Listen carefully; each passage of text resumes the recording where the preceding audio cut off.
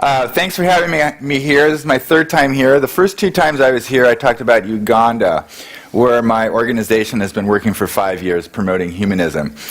In the last year, we have spent a lot of time and money doing humanist activities and humanitarian activities in Nigeria. Now, one of the questions is, why Nigeria? Why are we getting involved in Nigeria? I saw a list of the countries in the world that have the most religious conflict, and it was very interesting. Take a guess as to what was number one. It's pretty easy. What? U.S. No. Syria. Syria! Who said that? It was. Syria was number one. What was number two? Nigeria. Nigeria. You've seen this list too, huh? No, it's just an educated... Okay, what was number three? U.S. No, you're still hoping there. Number three was actually Iraq, and number four is India. So India is a place we want to go to as well. Okay, so one reason we're involved in Nigeria is that it's a place where there's a lot of religious conflict, and there's a lot of religious conflict that's very interesting to me. There's a couple other reasons we're involved in Nigeria. Nigeria is important. Here you see it on a map. It actually doesn't look very big on the map, but it is the most populated country in Africa. It has 230 million people, and it is the richest country in Africa. It's twice the size of California, but it has like 7 times as many people. It's also like a cultural center, and there's a lot going on in Nigeria. And the other reason I got involved in Nigeria is that it's impossible to work, unless you have good people to work with. And the Nigerians are all over Facebook, all over the internet. So they found me. They found the Brighter Brains Institute, and they said, "We want you to come here. We want you to do something. This is what I want you to do. We want you to do this. We want you to do that." And it's a fascinating place, and I've had a great time being involved with these really incredibly entertaining, hardworking, humorous Nigerian partners that we have. I'm going to talk a little bit more about just Africa in general. This shows you the northern part, and you can see over there sort of the eastern part. That's Islamic, and the southern part is Christian. And Nigeria is right in the middle. It's split. Nigeria is a border area. It's an area that is both Christian and Christian and Muslim. The blue part at the top is not only Muslim, it basically has Sharia law. The purple part at the bottom is Christian, and that part in the middle is kind of mixed. Let's see what else we got. These are all the same. The tribes, Nigeria has, I don't know how many tribes, dozens of tribes, but the 4 main tribes are the Hausa and Fulani in the north, who are Muslim, the Yoruba over here in the red, and they're Christian, not particularly Catholic, but they're Christian. And in the south is the Igbo, and the Igbo is actually that's the tribe that Bernice belongs to. She's not here, but she belongs to the Igbo. The Igbo had a whole separatist movement. If anybody remembers Biafra, remember that Biafran war? That was the Igbos trying to like break away.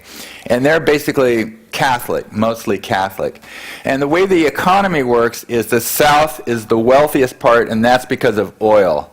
And the north is the least wealthy part, the Muslim part, the least wealthy, and also the least educated.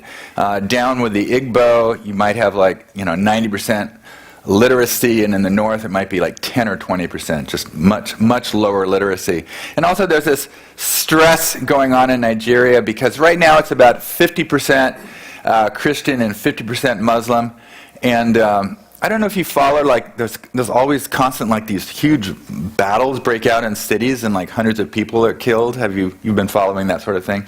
So that goes on, but the demographics they're in danger of switching because the Muslims, they have many more kids. They'll have 9, 10, 12 kids, and the Christians in the south don't have as many kids, so there's a bit of stress about that. Let's see. So I got a bunch of pictures about Boko Haram because I became fascinated with Boko Haram. Is everybody familiar with Boko Haram? Yes. Boko Haram is basically, they've basically are actually termed a Western branch of ISIS. So they're basically a Muslim extremist terrorist group. Then they're strongly affiliated with ISIS. ISIS has lost its territory, but Boko Haram actually has quite a bit of territory in the northeast corner in a state called Borno. And Boko Haram started, there was a preacher, an imam preacher, in the Borno city, it's called Maiduguri. And he was a preacher there, and he started this whole movement. Boko Haram means Western education is forbidden. And so and so they're opposed to Western education. So some of their activities are sort of about that. Here's some more pictures of Boko Haram. There's an interesting statistic about Boko Haram that I'm going to tell you in just a few minutes, but because you might be wondering, where do these people come from? Why are they joining? Who are they? I'm going to explain that in just a couple of minutes. Here's some more pictures of Boko Haram, well-armed, and this is the leader. The first guy I told you about, the preacher, he either died or was replaced. I think he died. He was replaced by this guy who is more militant and very aggressive. Oh, you don't have to look at this picture too long, but they're doing like these, 7th century punishments. Boko Haram became extremely famous, I think about 4 or 5 years ago. They did that whole Chibok kidnapping. Did you all hear about that? Boko Haram went into a town.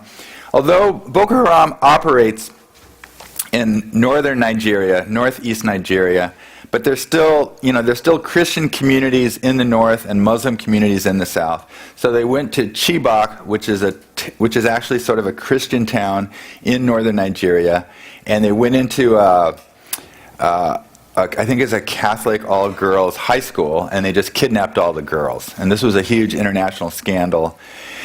And they took the girls off into this forest, and they kept them for months or years. I don't think they've all been released. Here's a picture of the Chibok girls. A lot of them have been released. Generally, when they get released, they're pregnant. Here's some more. And since then, this is another phenomenon. This is actually going on in the city that we operate in. We mainly work in Maiduguri, which is the actual city where Boko Haram started. Boko Haram actually tried to conquer Maiduguri, which is a city of 500,000. So they actually tried to conquer it. They failed. But what they've done is they take people like young girls, and they send them in there to be on suicide missions, to blow up marketplaces. And they've even done that with women with babies on their back. They will send them in with explosives and blow up the woman and the baby and other people around. So that is what's going on with Boko Haram. I think I said, here's just some information about Boko Haram. There's an opinion that if Boko Haram didn't exist, there'd be other groups like Boko Haram, and indeed there are other groups like Boko Haram. It says there's an age-old tradition of Islamic fundamentalism in Nigeria. So there's other groups like Boko Haram, which is just very old traditional ideas about how to practice Islam.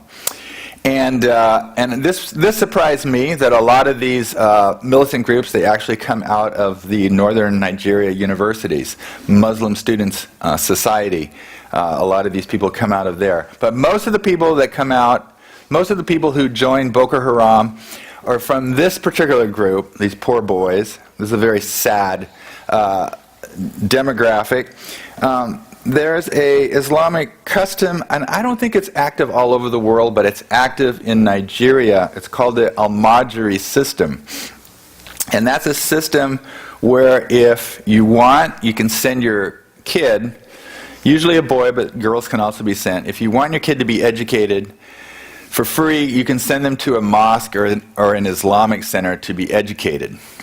So there's a lot of interest, especially in these poor Muslim families who have like 9 kids, to just send their boys to Muslim Islamic centers and to mosques to get an education, an education. But basically the only education you get there is the Quran. You memorize the Quran, and that's all you learn. You're completely unprepared for any life other than preaching the Quran. And so I said, here's another boy, another Almajjiri boy. And so actually Boko Haram, 85% of Boko Haram is composed of boys who graduated from this Almajiri system and had no other employment opportunities other than joining Boko Haram, getting guns, kidnapping girls, and having that kind of life. So there's a lot of northern Nigerians and a lot of the people that I work with are interested in ending this Almajiri system. They would like to end it for multiple reasons. One, because they're sure that if they end the Almajiri system, they won't be feeding people into Boko Haram as soldiers, but also because they regard it as a really cruel system. Basically, these mosques and Islamic centers can't really afford to take care of all these boys. So these boys learn the Quran about 4 hours a day, and then after that, they're just sent into the street to beg. Oh, they're also treated really cruelly. You're going to hear more about that. They're like tied up, beaten. They're actually rented out as sex slaves, rented out as slaves. Anything horrible you can imagine happens to these Almajiri boys. Are those your pictures? No. Some of these pictures are sent to me by the people that I work with, and some of these are just off the internet. That last picture is not, I got that off the internet. That's not somebody, I don't know that boy. Yeah. But this one, this is a Almajiri sort of camp. These are the boys live in these little sort of corrugated tin huts. Here's a picture of just the Almajiri boys all squished into a room. Here they are out begging in the street. Here they are all crammed in, reciting Quranic verses. And here they are slightly older. You know, they're getting ready to join Boko Haram. They don't learn anything else. You know what I mean? They don't learn math. They don't learn English. They don't learn science. They don't learn any vocational skills. So they really don't have very many options. And in fact, there's a high percentage of Boko Haram that are drug addicts, that are pimps, that are thieves, this sort of thing. And these are just more Almajiri boys. Now, more and more. Now they're getting bigger, angrier. Oh, I'm going to back that up before I go to that picture. So I work with a variety of Nigerians. I work with one Igbo, Leo Igwe, who's he's a pretty well-known African humanist. But the majority of the Nigerians that I work with are ex-Muslims. And they're a very brave and entertaining and outspoken group. They've had to overcome a lot. It's not easy to be an ex-Muslim in northern Nigeria. And these ex-Muslims are very dedicated to ending the Almajiri system. That's one of their focuses. They have compassion for these boys, and they also are quite sure that it would put a stop to Boko Haram. The next picture I'm going to show you, this is my brief little bit on saying two good things about Islam. You probably didn't think you'd hear that here. But two good things about Islam is that I think even Leo Igwe and all the Nigerian humanists would say that Islam is better than traditional African religion, which is truly weird and truly horrific. So a lot of times Islam comes in, and one of the things that Islam does is it outlaws traditional African religion. It says you can't practice that anymore. And a lot of people are happy about that, because traditional African religion is basically the most primitive kind of superstitions you can believe. I think one of the common things that's very destructive about traditional African religion is kind of this notion that there's no such thing as germs or disease or sickness, that all of that is caused by an enemy who has put like a curse or a voodoo thing on you. So every time somebody dies, there's like a suspect, and you go through this kind of revenge kind of thing. So Christian Science. Only God, only other people kill you. There's no like diseases and stuff. So this picture is just, this is like, these people are traditional African, they're in like a trance of some kind. They're in a trance. It's creepy. It's plenty creepy, okay? These are also the people, the traditional African religion people are also the people that like kill albinos for body parts and other kinds of things. So now these are just some Muslim girls. And a lot of women are happy to embrace Islam in northern Nigeria. And the reason is, here you can see all these Muslim women and they're throwing away bottles. What does Islam practice? Alcohol is forbidden, right? Alcohol is forbidden. The amount of wife beating and domestic abuse in Africa is generally pretty large, okay? So if you go into a community and you ask a bunch of women there, would they like a religion where men don't drink anymore? They might say yes, and then they're willing to put on the robes and veils and throw away all the bottles, and their life is better. Islam is better than the traditional African religion, which is this constant kind of suspecting each other and getting drunk and things. Okay, so we'll move on. That's enough of the good things about Islam. Okay, so what we're going to do now is I'm going to move to southern Nigeria. Southern Nigeria is Christian. It has its own problems. Our group is not as focused on southern Nigeria because I just have more northern Nigerians, more ex-Muslims working with me. But the worst thing that I have found that happens in southern Nigeria is this phenomenon called child witches. I don't know if anybody's heard of it, right?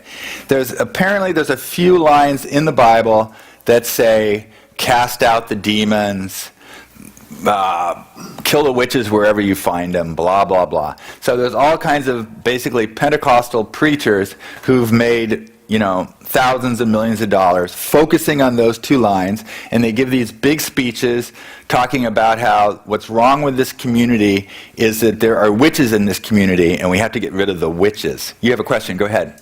No, I'm an ex-preacher, and they're preaching from the Old Testament, which means they have fallen from grace. The New Testament doesn't preach that. Yeah. That's the biggest problem with Christians in general, is that they don't understand their Bible. Yeah. Playing games. Oh yeah, and making money at it. Yeah. So this woman is the most famous of these women, Helen Ukpabio, and she's even been to the United States. She's even been to like Houston, Texas, like in big stadiums, and made speeches. And it's all about improving your community by getting rid of the witches in it. Now, the best people to charge with being witches are children, because the children are the most helpless. Generally, you find like there's a lot of accusations of witchcraft all over Africa. A lot of times old women are accused of being witches, and I'm going to say the purpose in doing that is that you get the old witch out of there, and then somebody else gets her house, But in southern Nigeria, it's usually the women, it's usually the children that are attacked. This is more Liberty Gospel Church, eradication of witchcraft, She gets everybody really worked up. Witches on the run. Witches on the run, free deliverance, okay? So here's some kids that have been accused of witchcraft. Leo Igwe, who is an Igbo, he's very involved in this, and he's been opposing these people for a long time. So these are some poor little boys that have been accused of witchcraft. Horrible things happen to them. They get burned, they get killed, they get nails hammered into their head, this kind of thing. And a lot of times they just get banished. Here's a whole gang of child witches. They're exiled from their community. There's marches now. There's a British organization called Crarn. They've gone in there and they've set up like a mission. And there's this woman who's semi-famous. She's from Denmark, and she found this. This is like a 2-year-old witch here. A little boy got a little 2-year-old witch. So she took care of him, and she now runs a whole witch thing. They're not witches, but anyway, education is the key to success. So that's what she's done, and I think we're going to get there eventually. We're going to start working, trying to help the witch children, trying to eradicate that. But right now, we're basically in northern. This is Leo Igwe, and so he's in the south, and He's extremely important to our organization. He actually invented a critical thinking system called I Doubt. I'm going to show you some pictures of that soon. But and he works with child witches. But the rest of these people are all. This is Hawa Mahdi. She's from northern Nigeria. She basically works. She's a professor actually in Sweden. She just goes to Nigeria in the summer. She basically works with women's rights. This is Mubarak Bala, who is a very entertaining character. He was in the news a lot about 3 years ago. His dad is actually an imam, a Muslim preacher. But Mubarak announced to his family that he was an atheist. They promptly, the father and the brothers, beat him up and had him confined to an insane asylum. And he was basically told that he was crazy and he had to go to an insane asylum. But he got hold of a cell phone and he contacted some atheist blogger in Canada who started like some worldwide movement, and he got out. So now he has started the Northern Nigerian Humanist Association. He's a very clever guy. He's on Facebook all the time, just pissing everybody off. It's very entertaining. He'll just go on and he'll just piss everybody off with this. He'll just call Muhammad, all kinds of horrible names and piss everybody off. And he's very charismatic and wonderful. This is a guy who just found me. He's just a guy who sent me a picture of himself with like his hands over his face and said, "I'm an ex-Muslim. I'm in the closet. I can't tell anybody who I am." His name is Abdul Rahman Aliyu, and I do more work with him than anybody else. And he's like Mubarak. He likes to go on and say, he likes to cause a lot of trouble on Facebook. Like he'll go on, like recently he's been talking about sex a lot. He likes to just get on Facebook and said, "I had great oral sex with my girlfriend. Muhammad is wrong. It's really great. He's crazy. Muhammad's crazy. This is fun." He just drives everybody crazy. So I got, and then there's a couple other people that I work with. Then they're all really wonderful and entertaining, and they're engaged in, promoting humanism and in combating Islam. And we actually have a whole Facebook site called Apostates of Islam, and we actually work with another woman who runs a blog called Confessions of an Ex-Muslim, and we work with her to get ex-Muslims who are in danger, whose lives are in danger. We work with her to get people out to Canada where they're safe. Okay, but now we're going to go on to, this is, we offered 26 critical thinking classes in Nigeria, and we can't just offer like classes in atheism. You can't do that in northern Nigeria. So we offer what's called critical thinking. We try to get people to think about stuff and see if it's logical. We offered 23 classes in this, and basically a lot of what we focused on was not, what's false about Islam or what's false about Christianity. We basically focus on what's false about your particular tribe's witchcraft beliefs. There's very, every tribe has their own witchcraft beliefs, but a very common one is that when you are asleep and having a dream and you go and kill somebody, that's a bad thing, that you might actually do that, or they might actually come and kill you. And there's a lot of or when you're asleep, you can become a spirit that goes and kills people. There's a lot of just that kind of bonkers kind of stuff. Okay, so, and I just love these pictures, these girls sitting in our critical thinking classes.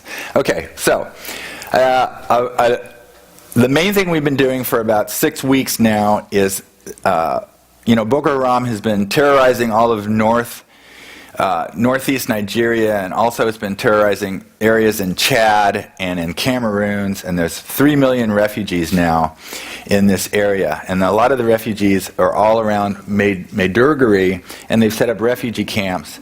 And our ex-Muslim partners are constantly emailing saying, we've got to help these ex-refugees. We've got to go in there and tell them that we're humanist, and we got to help them, because these people they need help. So this is actually the guy I work with the most, and his name is Sadiq Maiduguri, and he is distributing food to refugees. Here he is again, food to refugees.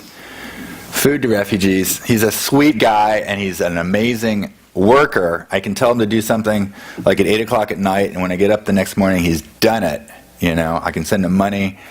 He spent that time. They're on the other side of the world, so he'll just take the money and buy the stuff, hand it out, send me pictures. It's all done. So there he is. And then we did this other project. The conditions in the refugee camp are absolutely horrible. So there's like cholera outbreaks, malaria outbreaks, things like that. So what we did was, these are just water jugs. So everybody, instead of having little gallon things of water that they have to cart around, they have a big bucket that they can put water in, so they don't have to spend all their time. And they all say donated by Brighter Brains. That was actually Sadiq's idea. He's very good at promoting our brand. He's very good. These are mosquito nets that we gave out, and so because there was a cholera outbreak. This is a fun project that Sadiq came up with.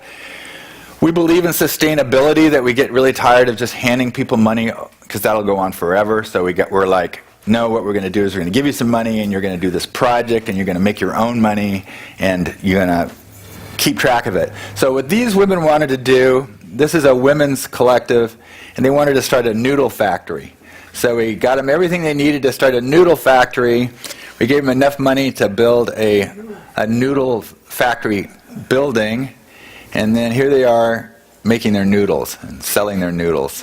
Where are they? Making noodles. There's the noodles. Okay? I would love to go there and eat there, but I'm sort of afraid to go to Nigeria. Okay. So here's the other situation. This is something that just got finished 2 days ago. These people in the refugee camp are living in strange little huts made of branches, right? You can see that? They're not waterproof, so they're all getting wet. It's the rainy season. So Sadiq's idea was that we buy them all tarps. Here he is handing out a tarp. He's handing this woman's very, very pretty. I have a theory about Sadiq that he likes to do all this volunteer work for free to meet beautiful women. So here he is handing out, and he's handing out some more tarps, and the tarps all say donated by Brighter Brains Institute. And we probably spent like $1,000 handing out tarps. Somehow Sadiq has found like one little community of 39 huts, and that is who we are trying to take care of. Now you might be asking, how are we promoting humanism? So I tell Sadiq, wherever you go, whatever you do, you have to promote humanism. You have to let these people know. So let's see. He's got some more pictures. So this is what he sent me. He says wherever he goes and whenever he gives anybody a tarp or some food or some spaghetti materials, he explains, I'm going to go forward. The Humanist Principles, these are the 10 Humanist Principles that are used throughout Africa to explain humanism. And he tries to convince them of these 10 principles. He says the hardest one is convincing them of tolerance. Some of them are intolerant of other faiths and cultures. But he's doing the best he can. And it's interesting because the word humanism in this particular community is combined with humanitarianism. Those two words have been merged somewhat together, which isn't entirely accurate, but I don't find it particularly harmful at all. Do you understand what I mean? He's telling everybody humanists are people who don't believe in God. They believe that people should help each other. So Brighter Brains Institute is a humanist organization that doesn't believe in God, but they believe that they should help you. So that's what Sadiq does.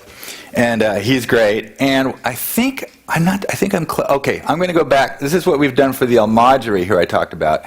We've been handing out, I think that Abdul Rahman has been doing this in another city called Kaduna. He's handing out clothes and blankets to these poor boys. Here they are. They all got like some new stuff. And this Mubarak Bala, he's very politically motivated. There was a recent election, so he just made a bunch of he wanted some money just to make posters, just to promote in the election the end of the Almajjiri system. So he got money. There's Brighter Brains, and then there's all these other atheist Nigerian organizations. You can see that there's 7. There's just a lot of Nigerian atheist organizations, just people who are completely fed up with religious strife. So, what? There's 8. There's 8. Yes, there's 8. Well, we're Brighter Brains, so we're not exactly Nigerian. But anyway, so that's what he did, was he just poster of these in all the big cities. What else is there? This is another guy I work with named Mustafa Bello. He came up with an idea that I thought was really great. He wants to teach vocational skills to the Almajjiri boys so that when they get out, they have 2 career options, Boko Haram and a vocational skill, okay? So he taught a detergent making class, which is how to make detergent, you know. He made these blocks of detergent. Okay, let's see if that's it. Okay, before I go on, I'm gonna end on a depressing note for no particularly good reason. This is a sad note. I mentioned earlier that the Almajiri boys are often mistreated. This is an Almajiri boy who was punished. He stole a cell phone, supposedly. He stole a mobile phone. He stole a mobile phone, so they say. So the leader of the Islamic Center tied his hands behind his back and left him like that for 2 days. When his hands got untied, he had gangrene. And he got gangrene, so his hands had to be amputated. So his hands got amputated. So Brighter Brains ran our goal was to raise $1,400 so that we could get him prosthetic hands, or $700 so we could get him at least one prosthetic hand. But we got up to about $290, and then he died. He died of an infection at the hospital. So he didn't make it. Okay, that's the end. Okay, sorry to leave you on that note.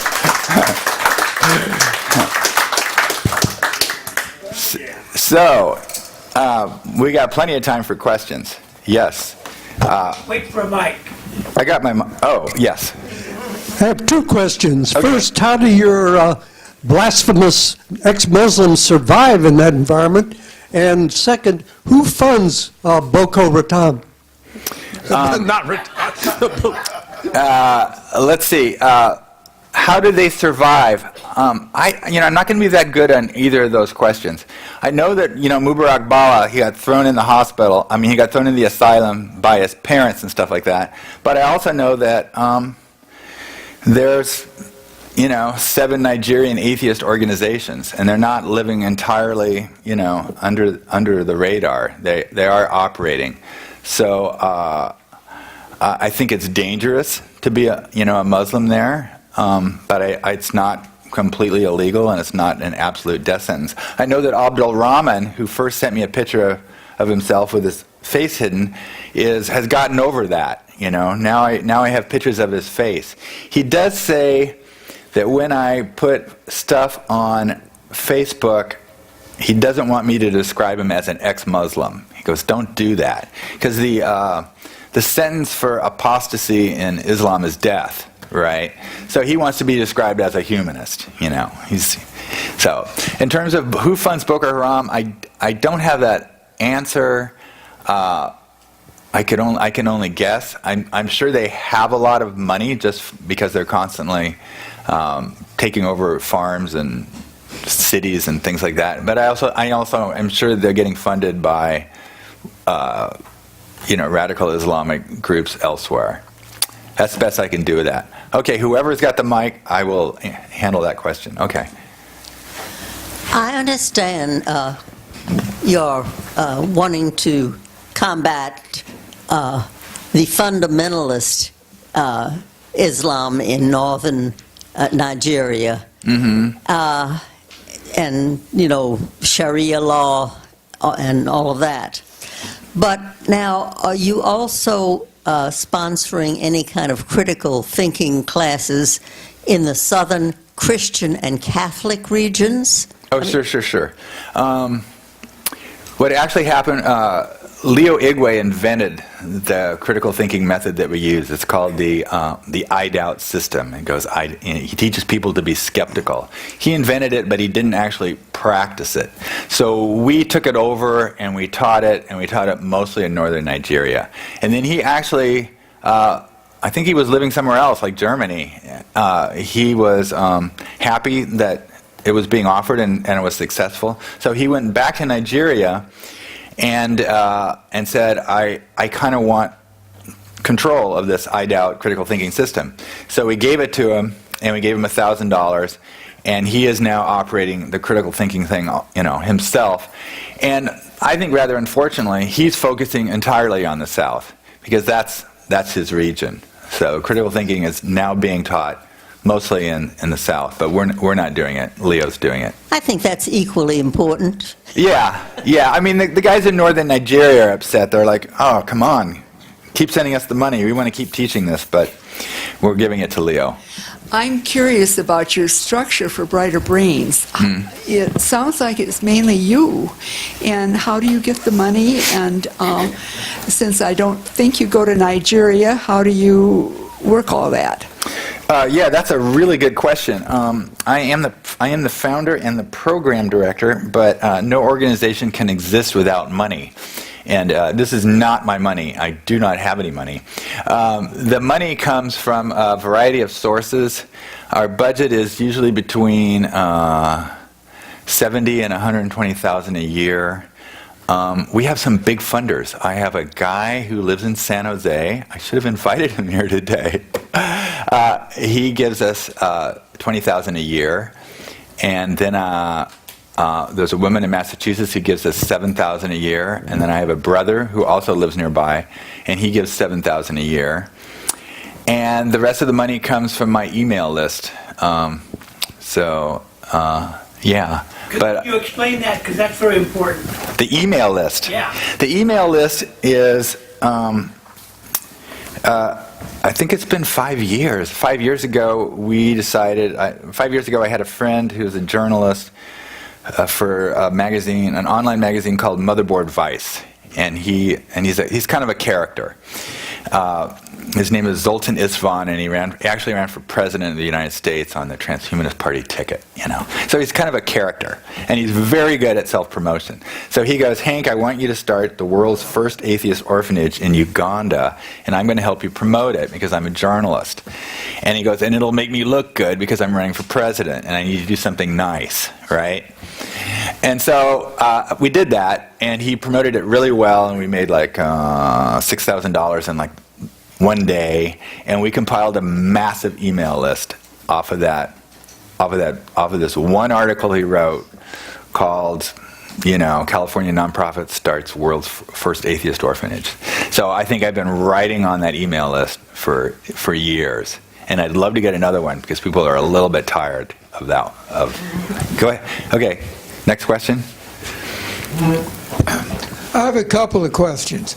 Number one, I've always been puzzled about the Shias and the Sunnis. Mm-hmm. And what branch and why in the hell are they fighting each other? That's one question. My second question is, when did this rule of putting women under these drapes and all? I had the idea that was invented in the 1800s. How far back? Meanwhile, the men can wear Western clothes. Thirdly, how come you're still alive? I would think they would have shot you. Yeah. So those other questions I've been puzzled about. Yeah. I don't think I'm in any danger at all, and if I was in any danger, I would probably pull out of it. Sometimes my wife worries a little bit because I live with a wife and 2 kids, so she's like, let's not get our house blown up. Let's not get killed. So sometimes I think about, well, maybe I'll change the address, so nobody knows I live here. But I haven't even gotten any hate mail. Nobody sent me anything threatening, and they would probably go after these guys. So I'm not in any danger there. In terms of the religion, the different kinds of Islam.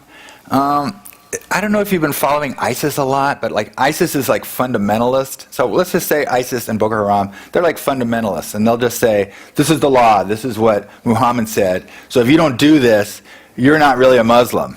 So the Shias and the Sunnis. Yeah. My understanding, anybody can correct me if I'm wrong, but I'm pretty sure Nigeria is Shia, and most of the world is Shia, and I think the Sunnis are just Iran. And a couple of... The opposite. It's the opposite? Yeah. Are you sure? Yeah, Shia is Iran. Sunnis is most of the world, and Shia is Iran. Okay, so I'm totally wrong. I totally got it opposite. But But the battle isn't between Sunni and Shia in Nigeria. It's just between a fundamentalist branch of Sunni and less fundamentalist. And there's also a lot of Sufis. And Sufism is another branch of Islam, and they're big in Senegal. Like Senegal is Sufi, and the Sufis are known for being much more tolerant, not causing a lot of problems. And in terms of the veil and all of that, I don't know that much about. You're right. What you said is this is a whole sort of backwards thing. You can look at pictures of Afghanistan in the 1960s, and there's like, mid-length skirts and, nice perms, and you know what I mean? And it's completely changed, and now so it's some kind of backward step that I don't know all about. Go ahead, question. Yeah. Okay, so it's not exactly a question. I just want to, first of all, say, appreciate your work there, because I was born and lived about 2 decades in Nigeria, but in the South. So I kind of have a all right, he's our Bernice. Bernice is, yeah, go ahead. So yeah, I also moved to the north. I traveled to the north. What cities did you live in? I lived for the most part in the south, where it's called Delta. Yeah, the oil producing state. So and so for a while, I think a year or two, I moved to the Air Force. With the military base is in the north, so I had a little military experience in the north. So that's where I got to see most of the Islamic experience. What city in the north did you? I stayed in Kaduna. Kaduna, yeah, that's where Abdul Rahman Aliyah is. Kaduna is a very dangerous city right now. Yeah. Yeah, I was told, do not go to Kaduna. Yeah. There's actually a lot of gangs fighting and a lot of kidnapping. Yeah. Right. Because that's where the military headquarters, kind of like, of Nigeria is. Oh, is that? Yeah. So yeah, it's pretty crazy because I was born to my family is more Christian, and so coming out to them at an early age as an atheist was kind of crazy too. Like, it was kind of almost life-threatening. But I found a way to maneuver, I guess. So. Is your family Christian? Yeah, Christian. Not Catholic, but a kind of Christian. Not Catholic, just kind of Pentecostal. Is there? So, my dad had his own church, something like that. So they're like Pentecostal. Yeah, something like that. Oh. So, what ethnic group is it? Like Igbo. Oh, you're Igbo too. Yeah. Okay. Right. So, yeah, that too. So, the literacy still affects it. So, because that's what makes it more, it's kind of tolerable in the South and the West because literacy levels are kind of high. So, but in the North is really dangerous because they're not educated and they've been trained from a very young age how to be violent and not, consider, opposing ideas or, think generally. So, but that's why I feel like it's a brave. I also have like projects I'm working on that are tailored towards trying to change the situation, and I feel like it's more or less a mental. It's more or less mental work because it revolves all around both religion, politics, commerce. It's all intertwined to each other. So, the thing with the Boko Haram is most of it, and the whole body itself is more or less politically, organized. But then the recruits are gotten from religious. It's easy to recruit people who are religious because they can't really question what they're told. So, but the body itself is all more or less politically influenced. So that's why I say it's intertwined with so many things. Religion being a very, very, very critical part of it. So I'm also like involved in projects like I feel like would help both educate people and get them thinking productively, because that's what I feel like is affecting the area. But kudos to what you're doing, because it's a really good thing.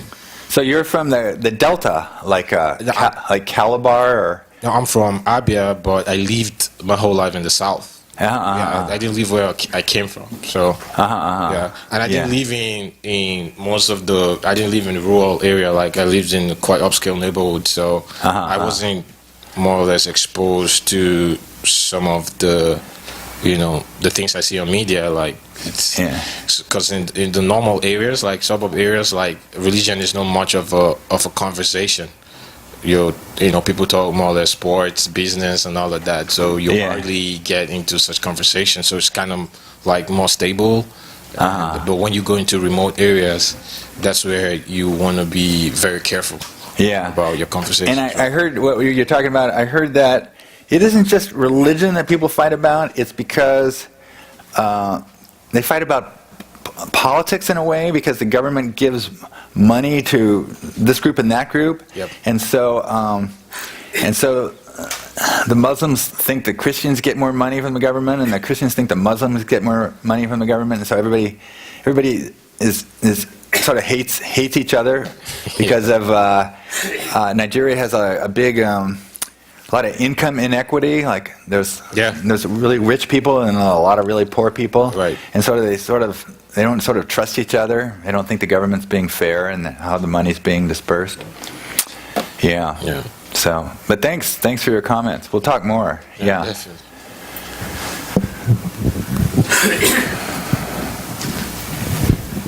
I was wondering if Bernice had been here, what she would say, and also about women in leadership to start. I don't know. I met Bernice here in April, and we talked about doing this show, and then I never got any email from her or anything. She would have represented the Igbo, which is where he's from, so she would have known about that group. Women in Nigeria, I don't think, maybe you can answer that question. I don't think they have a completely downtrodden status. I think they're... It's pretty tough. Like it's getting better now because they're giving more recognition, but it's really bad for women. But are there women activists that you could name? Not so much. Not even one. There are. Well, okay. Not so much. We'll get into that. Women's International League for Peace and Freedom has in Nigeria. I would assume so. Yeah, I would assume I was just trying to round out the understanding of what's going on. The only woman that I work with is this woman named Hawa Mahdi, and she is concerned about. She's from northern Nigeria, and she's concerned about Islam taking away women's rights in northern Nigeria. And you could see, like in northern Nigeria, where it's probably 105 degrees every day. They're all in these veils and stuff, and that's new. That's like probably just in the last 10 or 20 years that this sort of Islamic fundamentalism has kind of come in and established itself. Yeah. Any other questions? Art's got a question. Art Jackson here. I'd like to go back to your email list, giving people an opportunity to present, to support some of the things going on there, where a group get together with an idea of something they could do to make money, and you give us idle people in the West or wherever they contact with you an opportunity to support a particular project. And most of these are peanuts kinds of things, $150, $300, whatever. And usually before I can make a contribution, they've got all the money. Yeah. So take that in, raise the money, give people a chance to help these people. I mean, we need that kind of stuff. Yeah. No, it's interesting fundraising, because I have to go up against what I want to raise money for and what people are willing to pay for, right? And a lot of times what I want to raise money for, I just can't get any money for it. And a lot of times what people want to pay for, I'm like, oh, come on, do we have to keep doing that? I could probably just run an orphan sponsorship organization. Do you know what I mean? Because people love to look at pictures of orphans and go, oh my gosh, I got to send this girl $50. Oh, but we don't actually like to do that. We like to do like sustainability projects Like I've got this one sustainability project now. They want to set up a savings and loan company, and I just can't raise any money for that. People are like, what? That's boring. I don't want to do that. But if I want to do something like, there's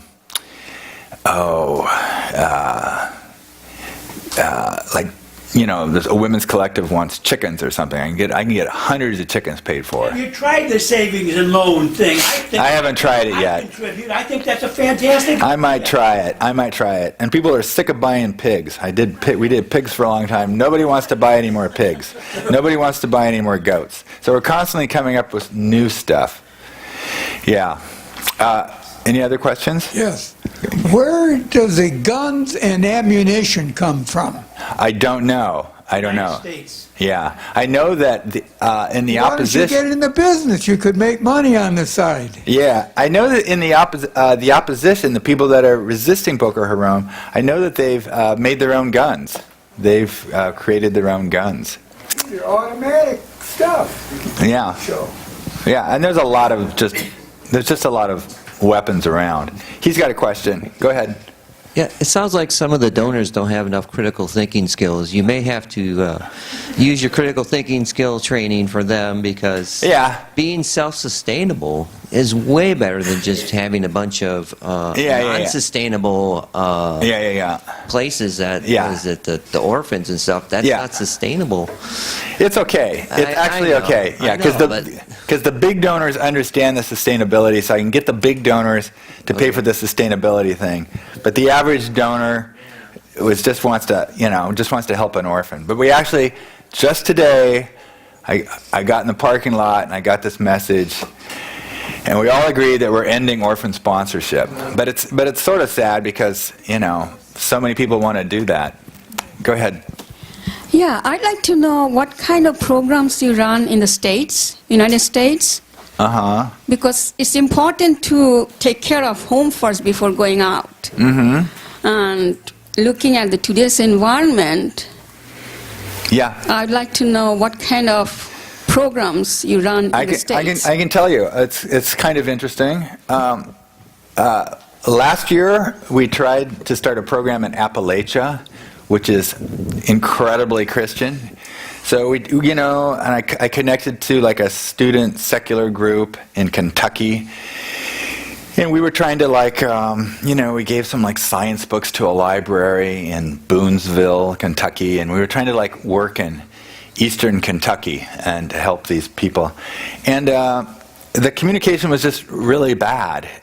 I couldn't get them to email me back. I think my approach was really terrible when I look back at it, because I would send them emails saying, "We've been working in Uganda for a long time, and we think that maybe we should help you too," or something like that. And it was just triggering some kind of racism or some kind of pity thing. Or anyway, so I had to give up on Appalachia after spending maybe spending $800 in Appalachia. And then I tried really hard this year. The last 4 months, I've tried really hard to help Native Americans, and I've called all kinds of Native Americans and all these reservations all over. I've gotten no answers to so many emails. One person just hung up on me. I called a Native American reservation in South Dakota, and I said, this is what we want to do. This is what we want to do. Click. So I finally got one woman on Facebook, a Sioux woman on Facebook, to chat with me for a half an hour. And that is it. And then I'm actually going to Alaska in 3 days, and I tried really hard to connect. I just sent all these emails up. I'm going to Fairbanks. And I sent all these emails up there saying, we will buy you $1,000 worth of science books for your Minto school, which has 80, Native American kids. And no reply. So I've given up on Native Americans. And the last thing I'm trying is I can make this work. I've gone into West Oakland, because I live fairly close to West Oakland. I've gone into West Oakland, and I've contacted a food co-op there, and I've said, we will pay for, we're interested in helping your nutrition class that you offer the community. So we're working on anti-diabetic kind of stuff in West Oakland, and that might actually work. But I've tried so many funny things. Even in West Oakland, I put up a whole thing saying, we will buy any single mom's $150 worth of groceries. And I contacted these African American single moms I know, and they were like, no, I don't need it. So, and this, you have to realize that these people, like these Native Americans who don't call me back, they're competing with Nigerians who will get back to me immediately. And the Ugandans that I work with, they tell me that they have their phone set up so that if they get a message from me, they wake up. So the Nigerians and the Ugandans are easy to work with. They're enthusiastic about getting Brighter Brains money, and so I've chosen to work with them. I also tried working with Haitians, and I got nowhere. It's just everything's super slow. So that's my rant on that. So, any other questions? Yeah. Do you work with microfinance organizations? One of my favorites is Finca, FINCA.org. Yeah. I would recommend them as, they give small loans to women who start businesses and support their families in education, etc. I think it's a very worthwhile thing. Yeah. We have done microfinance in Uganda. And it's worked about half the time. Yeah. But there are organizations that do only microfinance, like FINCA, and I would think they would be very interested in I've been urged. We actually have a consultant, and he's always telling me, Hank, just do microfinance. But we haven't. We just do it a little bit. Yeah. I recommend that. Yeah. Any other questions? Well, we sure need guys like you. She's got a question. Got to get the mic before you talk. Yes.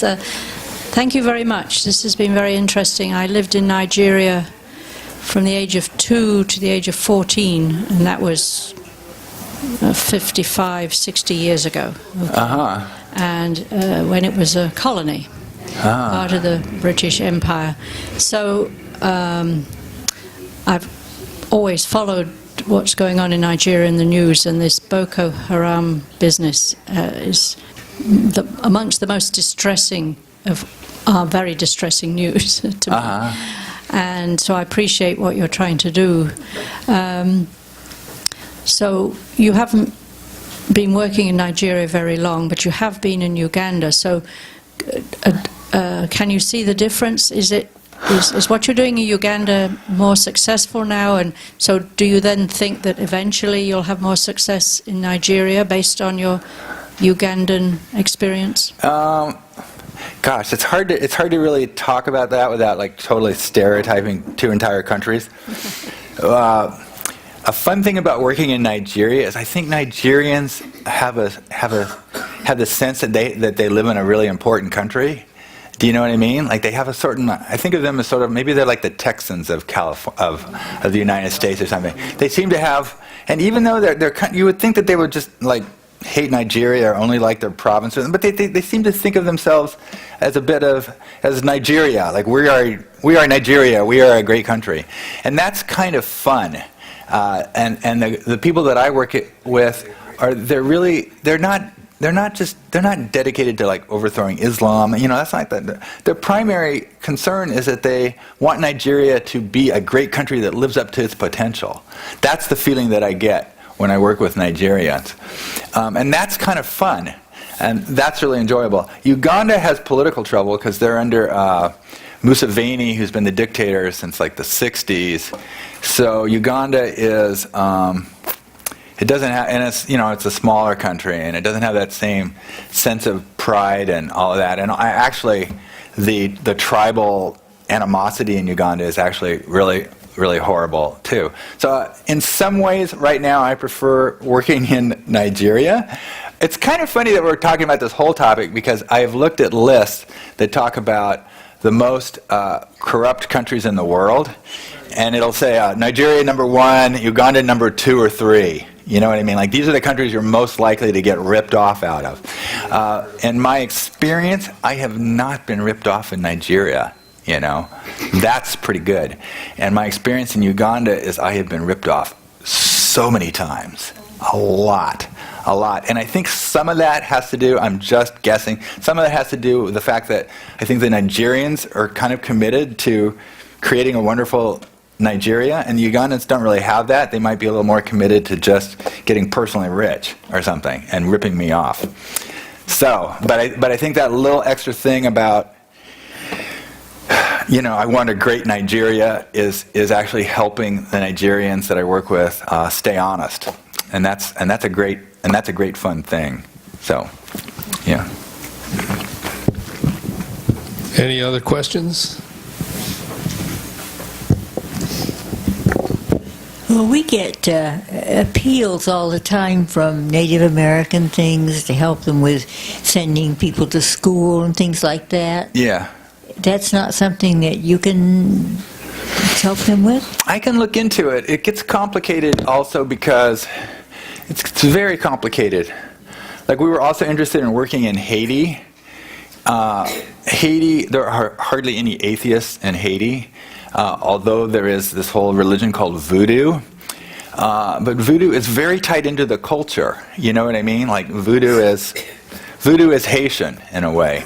So when you go into Native American cultures and you say, we'd like to help, but we're humanists and we don't want you to believe this, that, and the other thing. We don't want I just sound like another, just some guy who doesn't respect Native American culture. Do you know what I mean?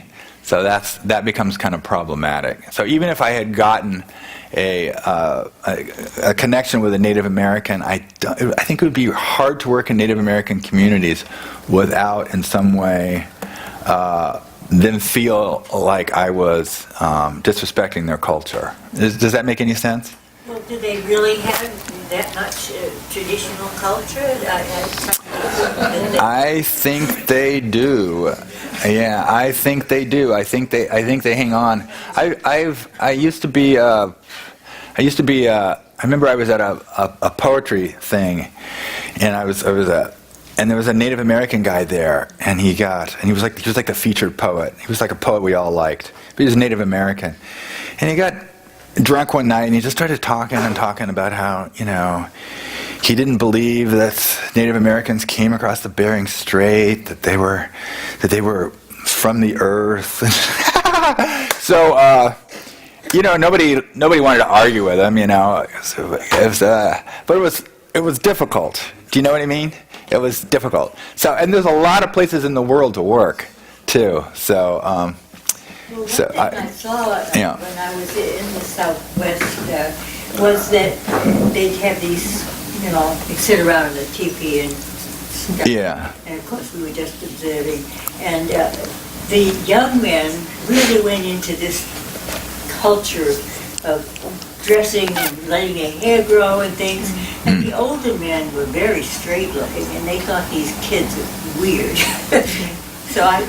Yeah, we tried to do that. I offered to buy like sweat lodges, but nobody. And there are a couple of on Facebook you can find a few. There's a atheist Apache guy I contacted, but he didn't get back to me. So there's a lot of places. I mean, I would really like to work in India. There's all these rationalist societies in India that are working really hard, and in Kerala in particular. So I would love to work with those groups. India is a mess because there's Hindu fundamentalism and there's animosity with Muslims in Pakistan. So India would be, there's already in place atheist center rationalist societies.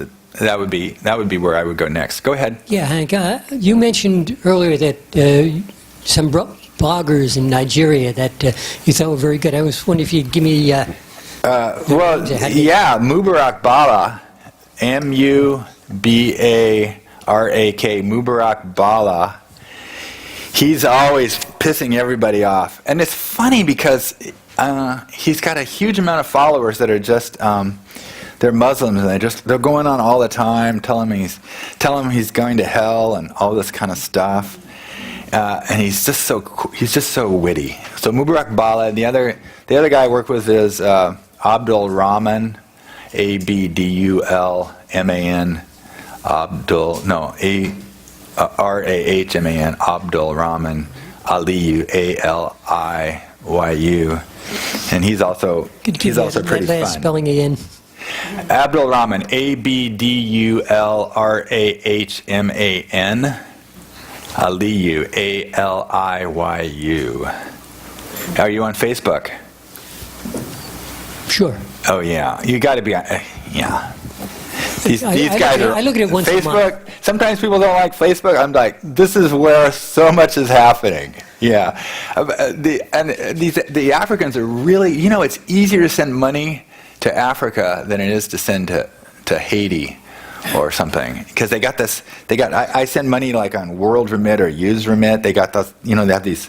Their bank accounts are attached to the phone, and it's just so easy to send them money. And I think the corruption charge might have been from all those Nigerian scams. Send us money for whatever, or you've just won. I sometimes lose money on that stuff. Also, all these Africans are always like, "What's your number? I'll call you on WhatsApp." I don't know how to do WhatsApp, but they're all on WhatsApp. Do you know what WhatsApp is? They're all on WhatsApp. They're easy. Africans are like, it's just so easy to communicate with them. Okay, that's All right. it? Yep, Okay. Q&A's over. Let's Q&A's thank Hank over. for his Okay, talk. let's see.